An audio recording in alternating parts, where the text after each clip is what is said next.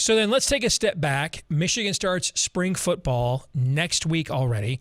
We'll do a spring football preview episode here in a couple of weeks. But looking at where things stand right now, do you think I think clearly the program at the very least lost positive momentum that it was gaining after the season last year, or at the very least saw that momentum put on pause while, Jim was Jim. All right.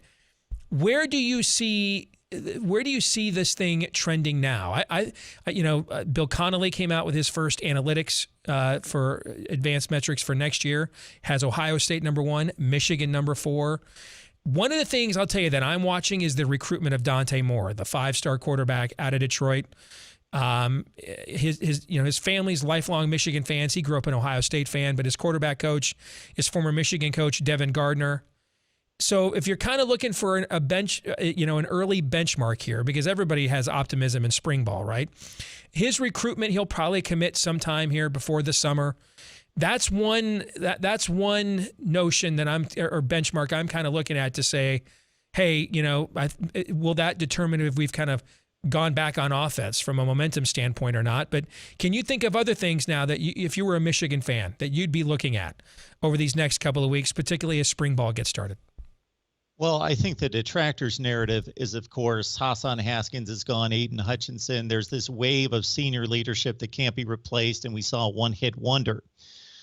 I don't believe that, but I think there's some level of truth to that. I think we're going to fall somewhere between the two extremes of it continuing to dominate the Big Ten or own the Big Ten, and I don't know that they're going to seriously contend for playoffs in the next few years. And I just ranked programs 130 all the way up to number 1 in the country. I did rank Michigan 8th. I feel that's where they stand as a program, not a team specifically in 2022, but I think that's where the program sits. I don't necessarily bank on one particular signee or commit at this point being something that I'm going to look at, but just the droves of commits and where they lean and where they commit. But that hasn't been an issue for the most part for this program under Harbaugh. So we bring back, by the way, with numbers that are now finalized, 34 of the 47 players that were on the Orange Bowl 2 deep, Michigan is bringing back. I know that in your Ohio State world, like every Ohio State website has painted this fantasy that Michigan was a team of 27 5th and 6th year COVID seniors. That's just not true. 34 of Michigan's 47 players, if you count the specialists, 34 of the 40, that's where the other 3 come from. So 34 of those 47 players on the 2 deep at the Orange Bowl for Michigan, Mark, are back for 2022. Yeah, well, that does fly in the face of what most people are thinking. The top end of that group is generally leaving. Obviously, there are key members, but this holds true for every major football program in the country. So that should not be alarming to Michigan fans or anyone else. So I get the narrative. You're spitting out the facts about the 2 deep, and again, great football programs reload anyway, regardless of who you lose. You should be able to recover from it, and maybe not necessarily cycle up and be a playoff contender every year. But if you're Michigan, you should be reloading. Now, I will mention that this past recruiting class at 8th in the country to Ohio State's 4th in the country, if you believe in the numbers, the aggregate, either the per player rating average or the total point total, that the difference between 4th in the country and 8th in the country doesn't seem like a big deal. It is the same difference as between 8th in the country and 24th in the country. Yeah.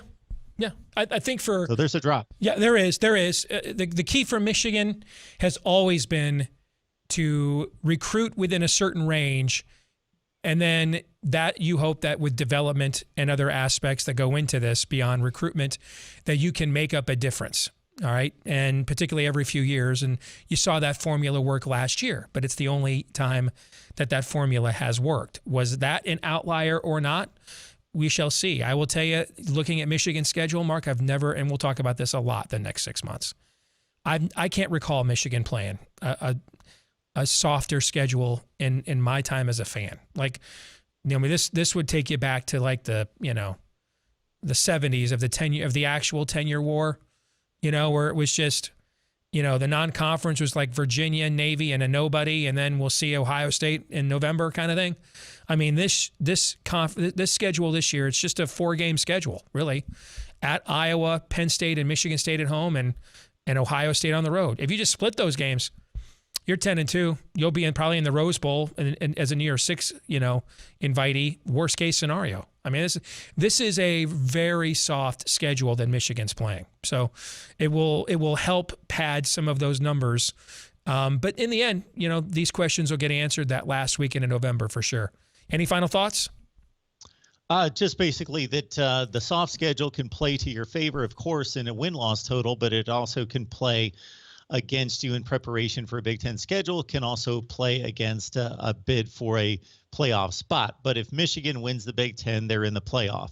That should be pretty well settled right there. It should be fascinating. And the scene that we see in Columbus, I know it's a long, long way off, a lot of football to be played, will be similar to the scene that we just saw in Ann Arbor. It's going to be epic because there's going to be blood in the water, or so Ohio State fans think, when the Maize and Blues show up.